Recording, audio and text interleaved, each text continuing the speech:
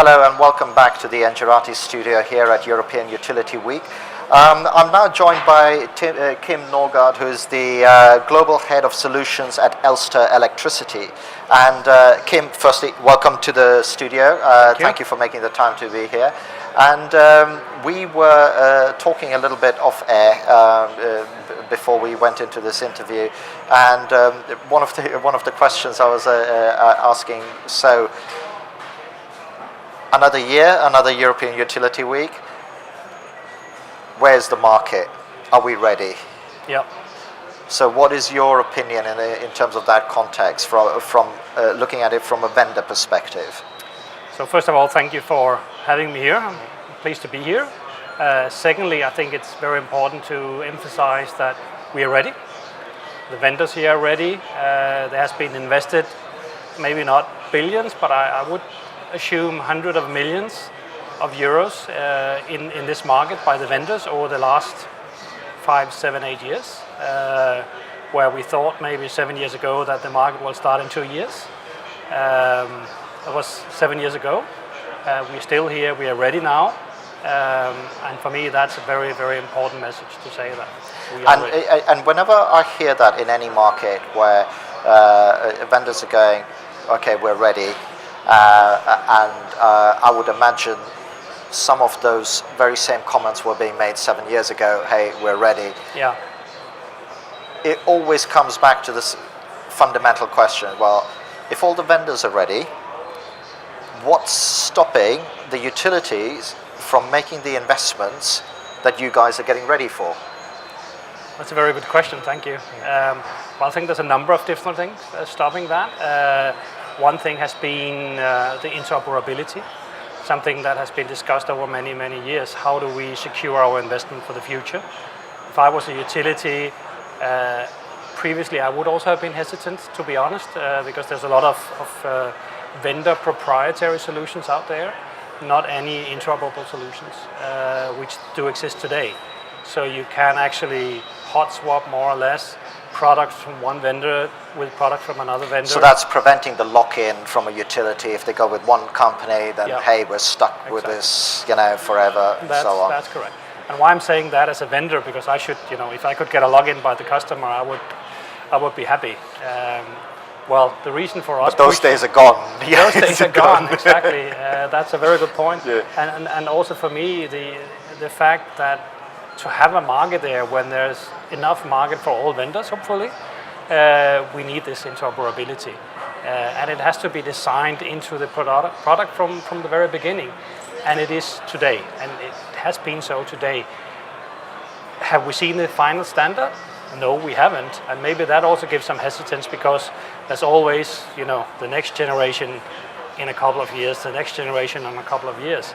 But I think that was the same as when you look videotapes. If nobody bought video machines, it wouldn't have happened. So I think this is... And is one of the issues about getting a final standard actually down to the complexity? Because, in a previous life, I was commentating on data centers and infrastructure networks and things like that.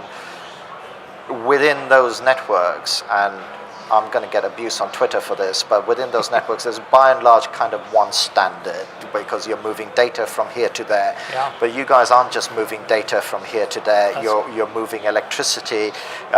You're dealing with a system that needs to be locked down. It needs safety and all that sort of stuff.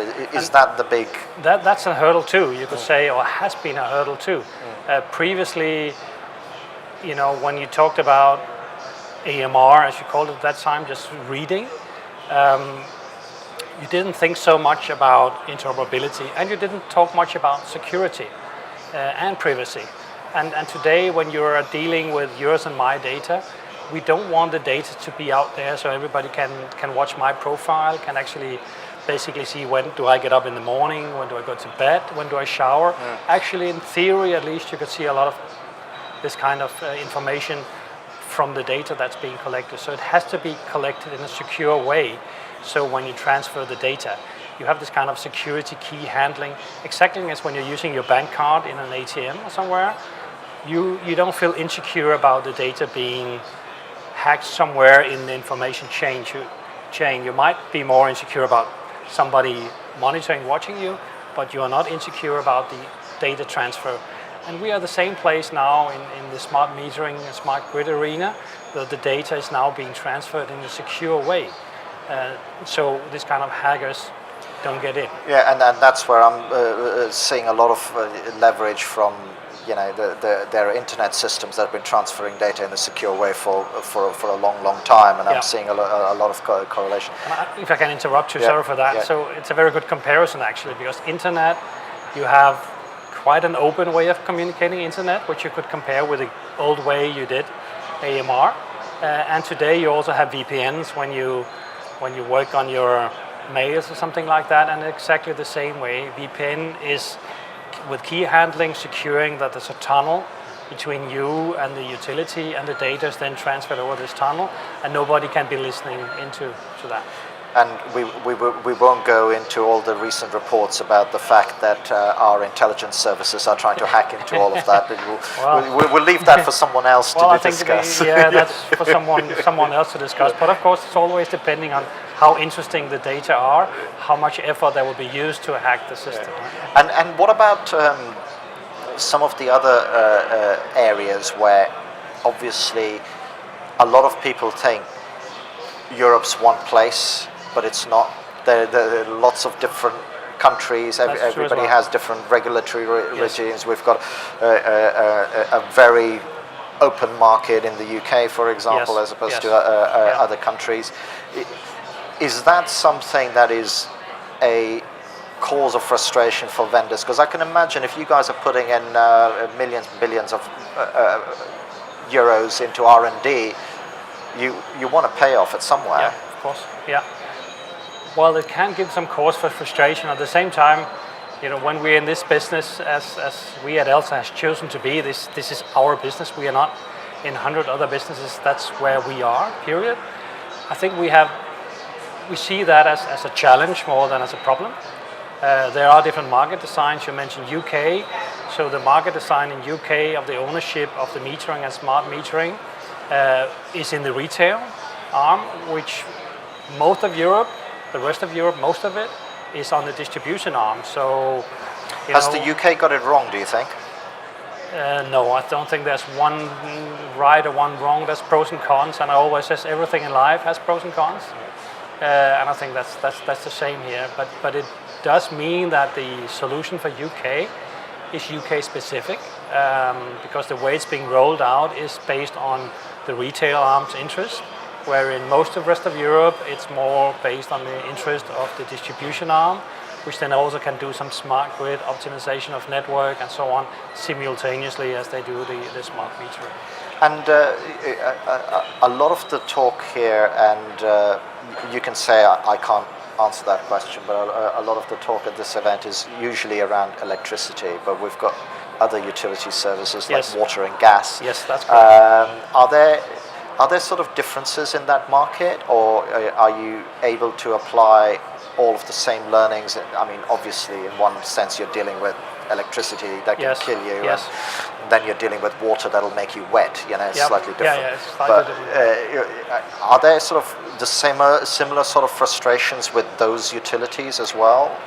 Well, is it frustrations or is it challenges? I don't like frustrations. I like more challenges. But I understand your question. So, and we at Elster also have electricity handling. We have gas and we have water as well. So it's a valid question. I think the challenges are pretty much the same.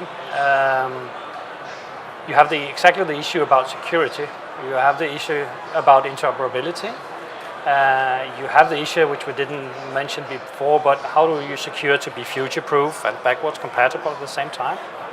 How do you secure that you can upgrade the solution you have when there will be new challenge in the future and you don't have sunk cost as you already invested in?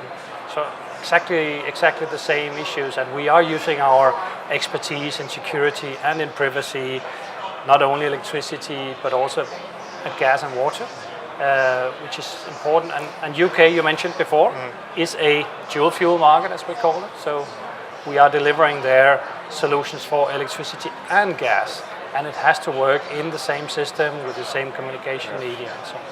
And as we're coming to the end of the time that we've got here, one of the other questions I've got to ask, and I'm in two minds as to where the utilities are with this one. There's obviously now that you have the smart meter and the ability to do that, there's a benefit to the utility that you don't have to send someone to every house and all that sort of stuff. Yeah. And I know of utilities in San Francisco where the cost benefit of doing into smart meters has been solely about the fact that they don't have to send people out anymore. That alone has been. But do you think that the utility industry is still lagging a little bit behind on the level whereby, with some of the things that Tom earlier on touched on, that what can I do with this data and how can I influence customer behavior with this data? Do you think the utility industry understands what the potentials are? Well, yes, I do think they understand what the challenges are there. And you mentioned one good example of when you have a smart meter, you save a lot of money in the manual handling. But at the same time, you also have a chance to optimize your network. You can improve your customer services. You can actually save investments in your network because you know what's going on there. You can act faster when you have power outage and thereby save money. So there's a lot of benefits in there for the utility. But there's also a lot of benefit for us as a consumer. Just by the visibility of our consumption makes us aware of, oops, why did I use all that energy or gas or water?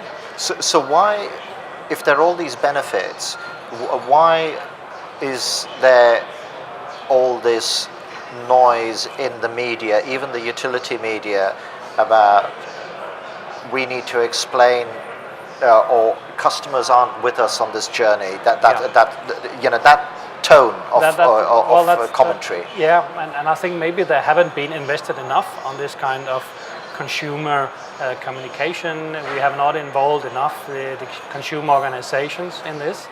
And you could say, highly technical. So a consumer that has nothing to do with the utility world, how should he understand optimization of a grid network and this kind of demand response, all that sort of stuff? Yeah, it's very highly technical and for few people to understand. So to say, we need someone to simplify it. We need someone to simplify it, and we need to communicate it. I think that's a very good point. We need someone to communicate it, and that needs to be utilities communicate it to their customers.